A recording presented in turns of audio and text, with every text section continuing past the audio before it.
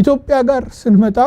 ኢትዮጵያ ጦርነት ታከናውናለች መጠነ ሰፊ ጦርነት ታከናውናለች አሁንም ከመጠን በላይ ሞቢላይዝ ታደርጋለች በቅርቡ ከአረብ ኤምሬት የተቀበለቻቸውን መሳሪያዎችና ልዩ ልዩ ዘመናዊ የጦር መኪኖች ምናም ስታስገባ አክቲቪስቶቻቸው በማህበራዊ ሚዲያ ሲያሰራጩና ሲፎክሩበት እያየን ነው ኢትዮጵያ ጦርነትን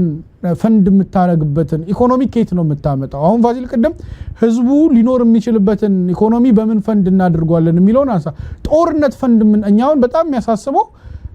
የምናወጣው ለውጪ ኤክስፖርት የምናደርጋቸው ቡናና ወርቅ በዋነኛነት እዳ ላይ ሎክድ ተደርገዋል እነ ቻይናና ሌሎች አበዳሪዎቻችን እዳቸውን የሚቀበሉት የዓለም ባንክን ጨምሮ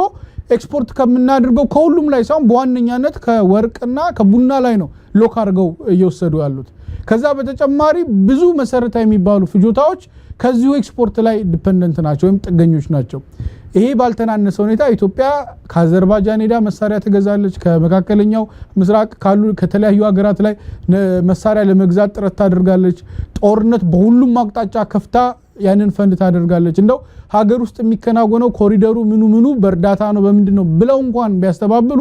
ይሄ ግን ጦርነት በመንድነው ፈንድ ያደረገች ኢትዮጵያ የምትቆየው ምናልባት መንግስት ያለ የመሰለን እንደ ጸጉራ ሙሻ የሆነ ቀን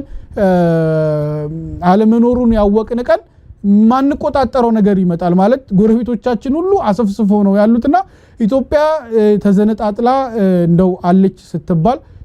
ሞታ የምትገኝ ሀገር እንዳትሆን ምንድነው መደረግ ያለበት